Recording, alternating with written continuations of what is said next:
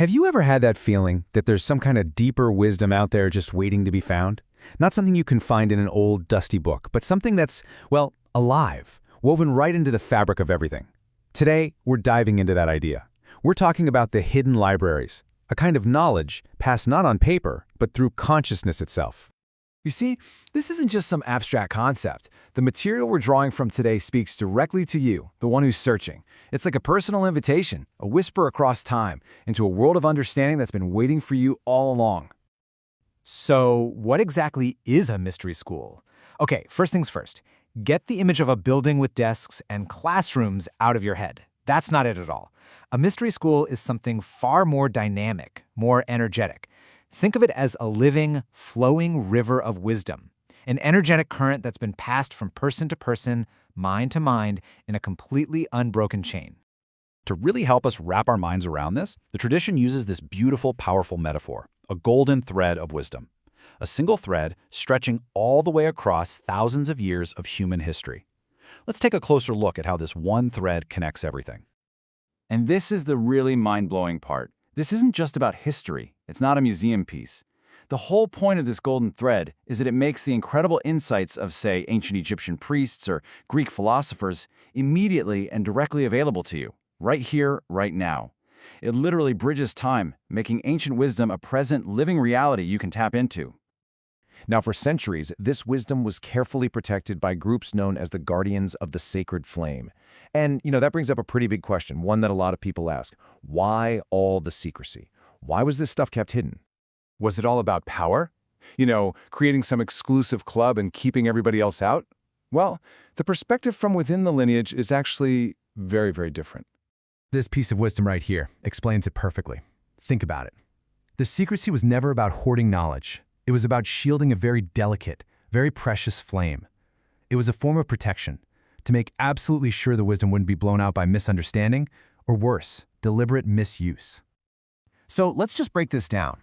The common misunderstanding is that it's all about exclusion, hoarding the good stuff for a select few. But the real purpose, the true purpose, was always twofold. First, protect the integrity of the wisdom itself, and second, protect people who just weren't ready for truths that could be, frankly, pretty overwhelming if you're not prepared. And the ways they preserved this wisdom were so much more sophisticated than just writing stuff down in a book. This knowledge was passed through direct personal mentorships. It was encoded into the very fabric of sacred geometry. It was transmitted directly as an energetic download during initiations, and it was veiled in symbols that bypass the logical mind and speak straight to the soul.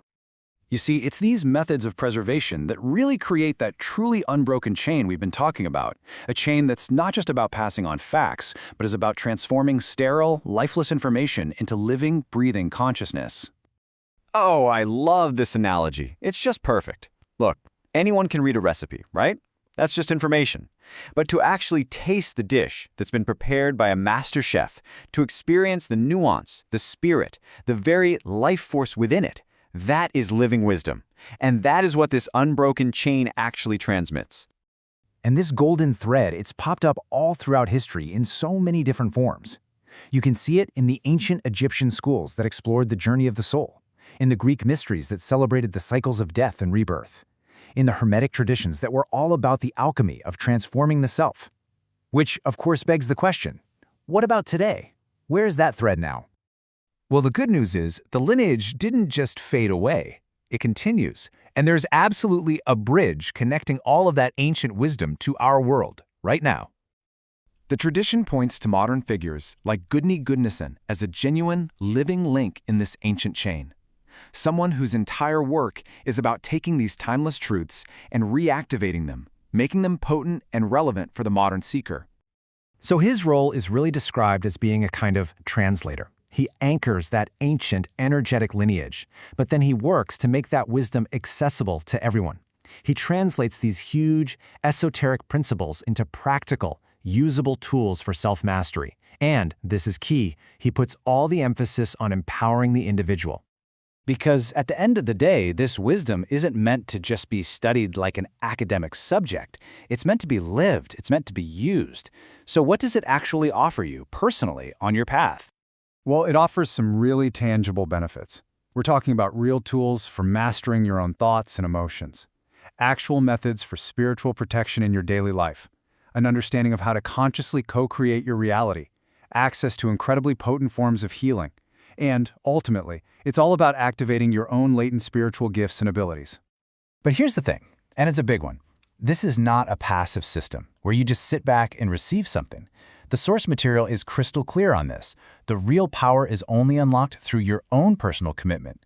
It takes practice, it takes a real desire for self-discovery, and a dedication to your own transformation. So if you're sitting there wondering, okay, where do I even begin? The tradition actually offers a little invitation to test your own resolve with a few practical exercises. They're framed as dragon trials, and they're simple but really powerful practices. A shield of light meditation for protection, a contemplation to connect with your own spiritual lineage, and an energetic cleansing breath to purify your own inner space. So after all of this, we're left with one final, really profound question.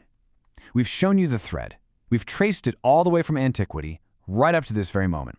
And now it's been placed in your hands. So the only question that really matters is this. What are you going to create with it? How will you weave it into your life?